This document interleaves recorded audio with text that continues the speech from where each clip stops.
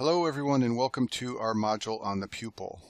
The pupil is the black circle you see when you look at your eye in the mirror. It's in the center of the colored iris, and it allows light to enter the eye and then pass through the lens of the eye and then go to the back of the eye and hit the retina, where light signals are picked up and transmitted to the brain. The size of the pupil is not fixed. The body can adjust the size of the pupil to control the amount of light entering the eye. And when the pupil contracts or shrinks in size, we call that miosis. And when the pupil dilates or increases in size, we call that mydriasis. And these changes in the size of the pupil are under autonomic control. You cannot voluntarily make your pupil increase or decrease in size. The iris is the colored portion of your eye that surrounds the pupil. It's a contractile structure made up of mainly smooth muscle, and it controls the size of the pupil.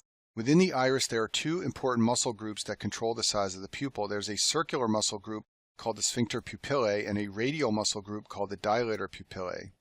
Shown on the screen are the orientations of the sphincter and dilator muscles of the iris. So the sphincter pupillae is a circular muscle, as I said before, and when it contracts, it decreases the size of the pupil. The dilator pupillae is a radially oriented muscle, so fibers are sticking out from the center of the eye, and when the dilator pupillae contracts, it increases the size of the pupil. Now let's talk about the neural pathways involved in the process of miosis, which is pupillary contraction or shrinking the size of the pupil.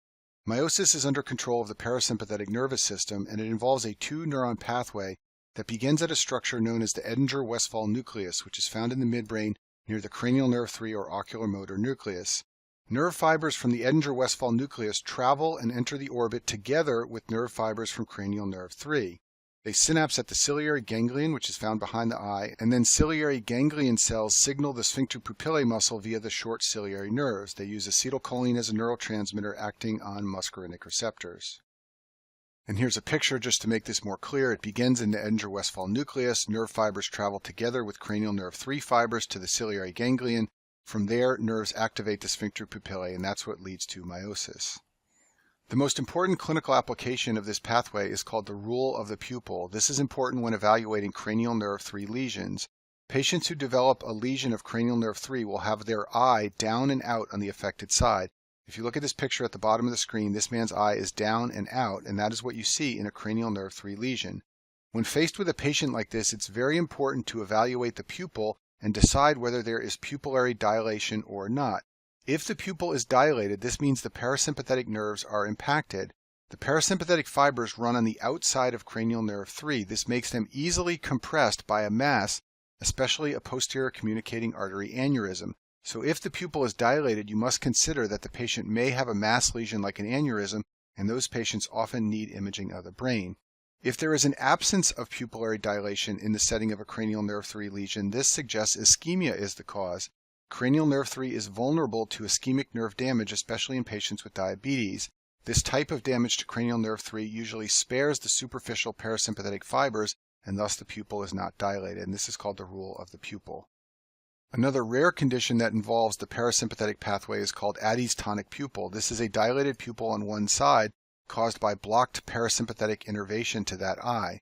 Most cases are idiopathic, but it can be caused by orbit disorders that damage the ciliary ganglion. So for example, a tumor or inflammation or trauma or surgery or an infection could damage the ciliary ganglion. As a result, the pupil on that side will not have parasympathetic innervation, and thus it will be dilated because the parasympathetic system is unable to constrict the pupil.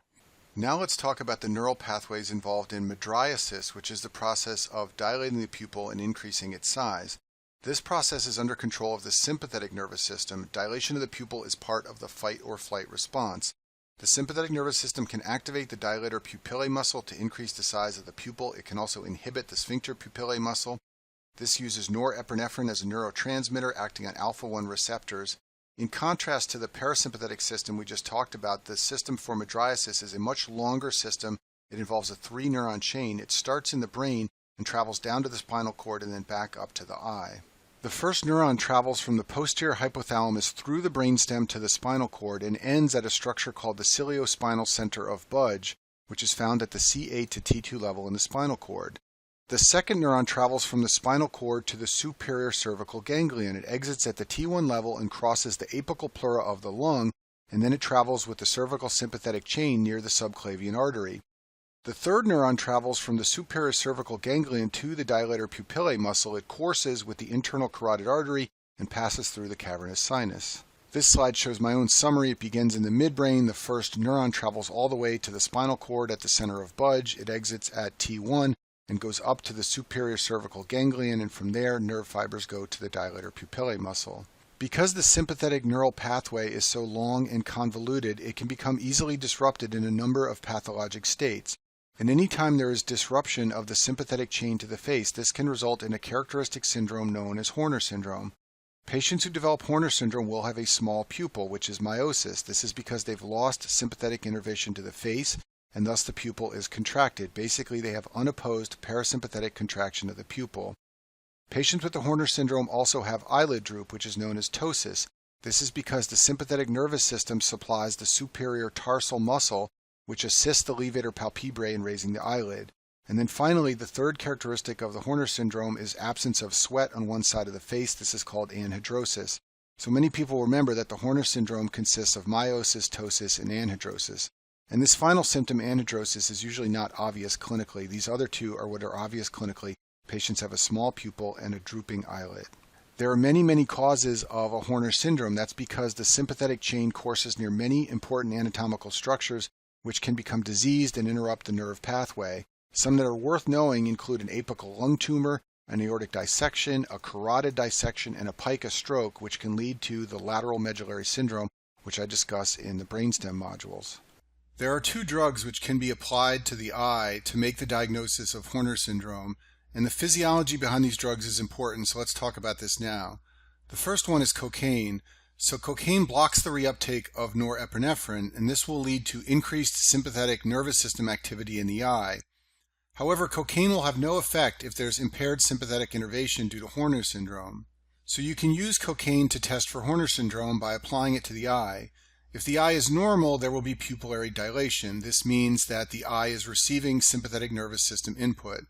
In a patient with Horner syndrome, however, there will be no dilation, and that's because there's impaired sympathetic innervation to the eye. The other drug that can be used for the diagnosis of Horner syndrome is aproclonidine. This is an alpha agonist, and when you apply it to the eye, alpha-1 activation should lead to pupillary dilation. And so in a patient with Horner syndrome, you have two pupils. One is large and one is small. The small one is the miotic eye that does not have sympathetic nervous system innervation. So if you apply aproclonidine to this eye, the miosis should resolve and the pupil will get larger. That indicates that the pupillary dilator muscle is functional. And when the pupillary dilator muscle is working, it means that the cause of the miosis must be a lack of sympathetic innervation. The muscle is normal, so it's got to be the innervation that's the problem. And this makes the diagnosis of Horner syndrome. So the normal response in the miotic pupil in a patient with Horner syndrome when you apply aproclonidine is for the pupil to dilate. The Horner syndrome is one of many causes of anisocoria, which is a difference in size of the pupils. If you look at this picture on the screen, this man has a large pupil on one side and a small pupil on the other. That is anisocoria. This can be seen in Horner syndrome. It can also be seen in cranial nerve 3 palsy with pupillary involvement. You can also see it in Addy's pupil. Depending on the cause, either the large or small pupil may be the abnormal one. So in Horner syndrome, the small pupil is the one that is abnormal. In a patient who has a cranial nerve 3 palsy or Addy's pupil, it is the large pupil that is the abnormal one. There are two pupillary reflexes that are tested as part of the physical exam to make sure the innervation of the pupils is normal. Those are shining light in the eye and asking the patient to focus on a near object, which is called accommodation. So we'll talk about these two reflexes now. To test the pupillary light reflex, you shine light in one eye and both eyes should constrict. The illuminated eye has what's known as a direct response, and the opposite eye has what's known as a consensual response. The light signals are transmitted to a part of the midbrain called the pretectal nucleus. This nucleus can send signals bilaterally to the Edinger-Westphal nuclei, which we talked about before. This does not involve the cortex, it's purely a reflex of nerves, and once the EW nuclei are activated on both sides of the brain, both eyes will constrict. Here's an illustration depicting how this process works. If you shine light in the retina of one eye, the light signals will be carried by the optic nerve, cranial nerve 2, to the pretectal nuclei. Those pretectal nuclei can activate the Edinger-Westphal nuclei on both sides of the body. And then as we discussed previously, the Edinger-Westphal nuclei are part of the parasympathetic nerve system. They send signals via cranial nerve 3 to the ciliary ganglion, and from there the sphincter pupillae on both sides of the body will be activated. There's an important abnormality of the light reflex that you should know called the presence of a Marcus gun pupil. This is an example of a relative afferent pupillary defect. I'll explain what this means in a minute. In a Marcus gun pupil, light that is shown into one eye produces less constriction compared with light shown in the opposite eye. This is diagnosed by performing the swinging flashlight test. To perform the flashlight test, you shine light in one eye and you should see bilateral constriction of the pupils. You then swing the light to the other eye and the degree of constriction of both pupils should remain the same. If the constriction is less when you shine light into one eye, in other words, if the pupils dilate to some degree, this means there is a problem picking up light in one of the eyes, and this is known as an afferent pupillary defect. The Marcus gun pupil is an example of an afferent pupillary defect. It's called afferent because it's caused by a lesion in the afferent limb of the light reflex. There is a problem sensing light appropriately. There are many potential causes of the Marcus gun pupil, including problems with the retina and the optic nerve, but a classic cause that you should know, especially for step 1 of your boards, is optic neuritis. This is an inflammatory demyelinating disorder of the optic nerve, and it commonly occurs in patients with multiple sclerosis, and it will present with a patient who is having vision problems and has a Marcus gun pupil after performance of the swinging flashlight test. The second pupillary reflex that you can test on physical exam is the accommodation reflex. Accommodation is the process of changing the optical power of the eye to focus on near objects. It involves very important changes in the lens, which I discuss in another module, where the ciliary muscles of the eye change the shape of the lens. However, associated with this changing of the shape of the lens, there is miosis, which is pupillary constriction. This means that when patients focus on a near object, not only does the shape of their lens change, but the pupils will also shrink. When you focus on a near object, there are 3 reflex actions that occur. These are all part of the accommodation reflex. So first of all, there is convergence of both eyes. Your eyes move medially to track the object. The second reflex action is accommodation. This is what I talked about before. The shape of the lens changes and the focal point is maintained on the retina. I talk about this in more detail in the lens video.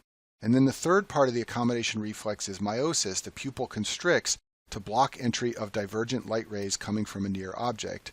So you can ask a patient to focus on a near object. You won't be able to see the change in the shape of the lens, but you should be able to see the eyes converge on the near object, and you should be able to see the pupils constrict. And if you see both of these actions, you say that there is a normal accommodation reflex. And this is a complex reflex circuit. It involves the visual cortex and much more involved circuitry than the light reflex circuit. One clinical correlation of the accommodation reflex that you should definitely know for your boards is the Argall-Robertson pupil. This is a finding that is strongly associated with neurosyphilis, which is a manifestation of tertiary syphilis. Patients who have neurosyphilis can develop bilateral small pupils that don't constrict to light, but they do constrict to accommodation. This is called light-near dissociation. This is believed to be because the syphilis infection can involve the pretectal nucleus, which is part of the light reflex, but not part of the accommodation reflex. And finally, on your clinical rotations, you will often see PERRLA documented in the clinical chart. This is the way we document a normal pupillary exam. It stands for pupils are equal, round, and reactive to light and accommodation, and it means you've examined the pupils, tested both of the reflexes, and found them to be normal. And that concludes our module on the pupil.